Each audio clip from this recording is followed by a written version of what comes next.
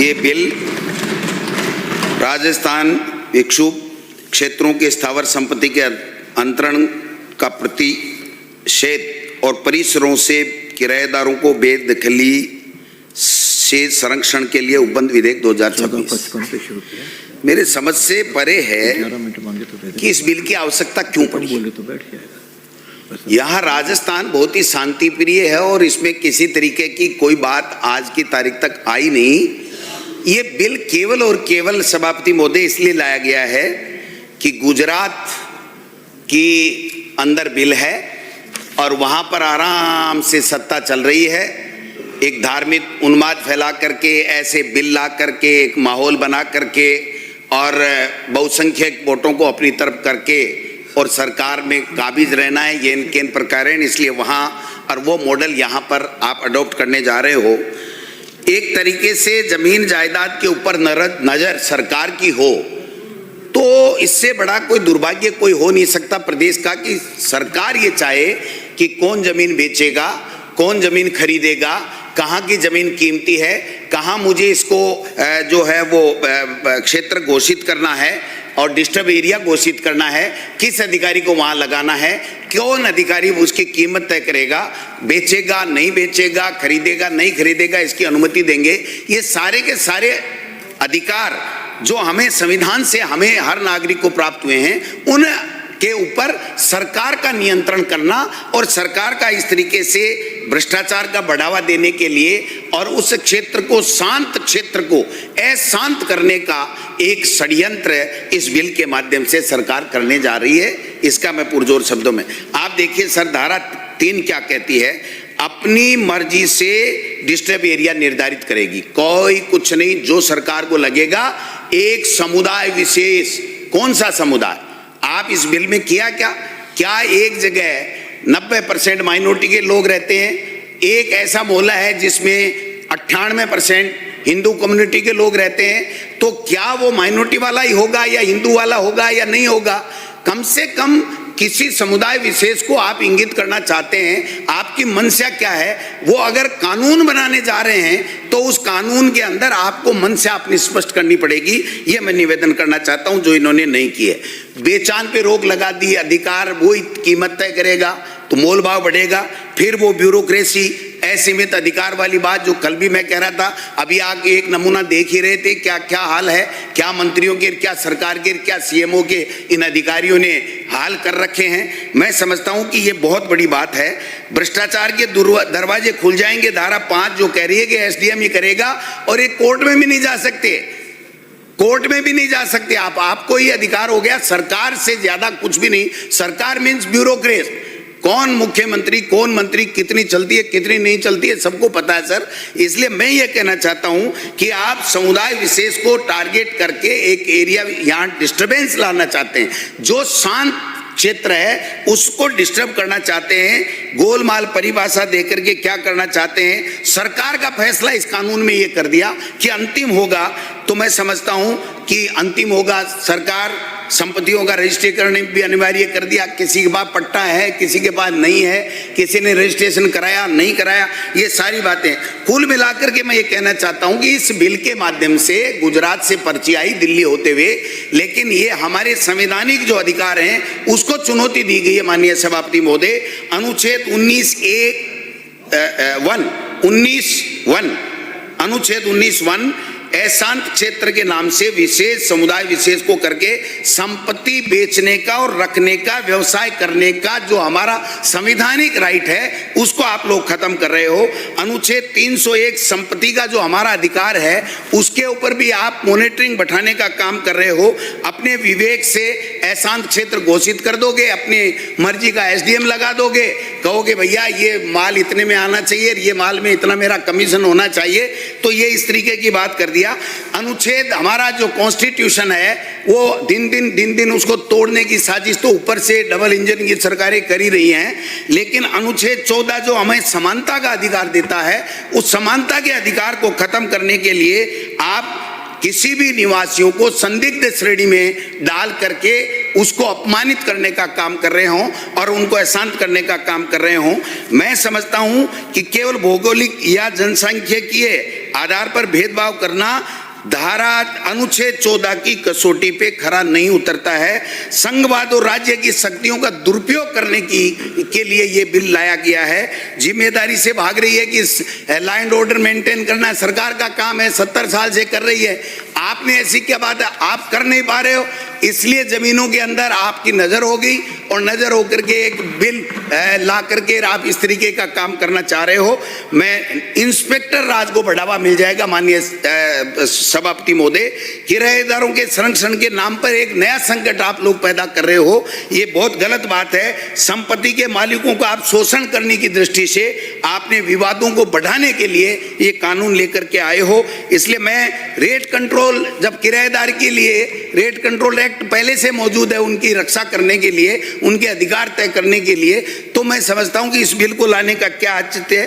केवल real estate पे आपकी नजर है। अगर आप अशांत क्षेत्र करके सरकार अपने हाथ में लेगी तो रियल एस्टेट भी पर भी प्रभाव पड़ेगा।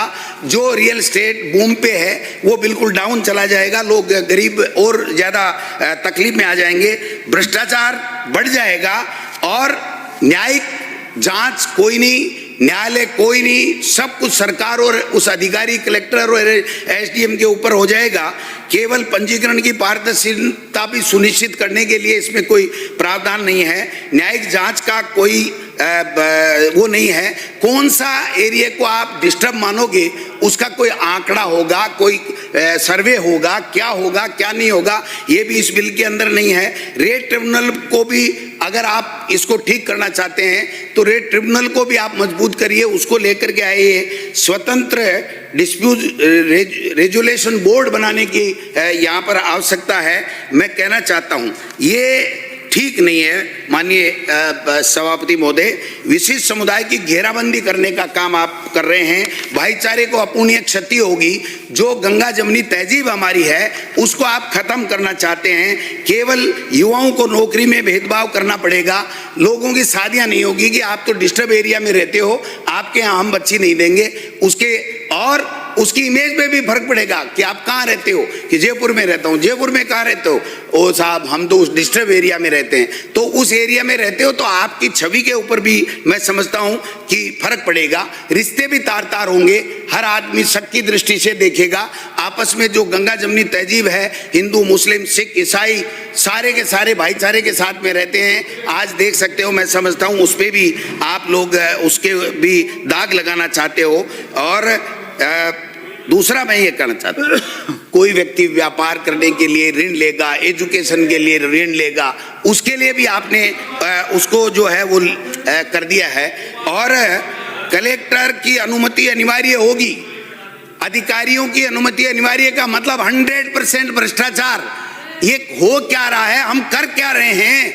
जो जनता के चुने हुए जनप्रतिनिधि हैं वो चुन करके आने के बाद में यहाँ बैठ करके रोजाना इन अधिकारियों को असीमित अधिकार देते हैं और ये असीमित अधिकार का नाजायज फायदा उठाते हैं। और नाजायज फायदा उठा के आप कम से कम एक कमेटी तो रखते कि एक मंत्री तय करेगा, सीएम तय करेगा, कोई करेगा, एक कमेटी बना देते, कुछ तो कर देते। एसडीएम कलेक्टर ने जो कह दिया वही जमीनें खरीदेंगे। आपको पता मारा मारी रहती है अधिकारियों की कि मुझे वहां माइनिंग हो रही है, वहां का एरिया के अंदर एसडीएम लगा दो, यहाँ मेरा अच्छी पोस्टिंग है, मलाई वाली पोस्टिंग के लिए रोजाना लड़ते रहते हैं। तो ये मलाई वाली पोस्टिंग के लिए क्या ये रास्ता खोला गया है? मैं समझता हूं कि इसको भी आपको देखना पड़ेगा। सांप्रदायिक और जातीय वर्गीकरण करने का काम सरकार को नहीं करना चाहिए। सरकार को हमेशा सबको एक दृष्टि से, डायलॉग तो आपके बहुत है, सबका साथ सबका विकास, और बछीड़ बुला रहे हो कि साहब ये बोर्ड चाहिए और ये बोर्ड नहीं चाहिए। तो ये कम से कम नहीं होना चाहिए। आर्थिक अलगाववाद भी इस डिस्टर्ब एरिया के जो एरिया में होगा। प्रशासन सौदों की जासूसी करेगी, दलाल पल जाएंगे और दलाल पल करके कहेंगे एसडीएम साहब ये माल इतने का है, इतने में सेट करा दो, आपका इतना हो जाएगा, मेरा इतना हो जाएगा। तो ये कौन सा बिल ला रहे हो? कहाँ है यहाँ है शांति? आप देखो रफीक भाई, गोपाल जी कैसे प्रेम से बैठते हैं, गले मिलते हैं। कहाँ आप किसको लड़ाना चाहते हो इस बिल के माध्यम से? सभापति महोदय, मैं ये पूछना चाहता हूं, हर सौदे के ऊपर नजर रखना चाहते हो आप, बताइए। कानूनी पेचीदगियां बढ़ जाएंगी। ये गुजरात मॉडल जो है ना साहब, माननीय संसदीय कार्य मंत्री जी, आप भी बुद्धिमान हैं, हाई कोर्ट में हैं, आप हाँ ये करेंगे। जब पहले से कानून मौजूद है, लैंड ओनर मेंटेन के लिए आईपीसी, सीआरपीसी मौजूद है, किराएदार के लिए किराएदारी के लिए संरक्षण के लिए कानून मौजूद है, तो ये डिस्टर्ब एरिया कहां से लाए? तो फिर तो कोई डिस्टर्ब मंत्री है उसको भी हटाओ पहले। आप बताओ, रोजाना ही डिस्टर्ब करता उसको भी हटाओ, फिर डिस्टर्ब को उसको हटाओ, फिर कर देना कोई करो। तो जो डिस्टर्ब करता है उसको तो हटाएंगे नहीं, अधिकारी की मोनोपोली चलेगी, भाई भाई को लड़ाएंगे क्योंकि हमको वोट चाहिए। और ये वहां से गुजरात से एक फरमान आ गया कि भाई साहब ये करना, ये कॉपी पेस्ट करना बंद करो। ये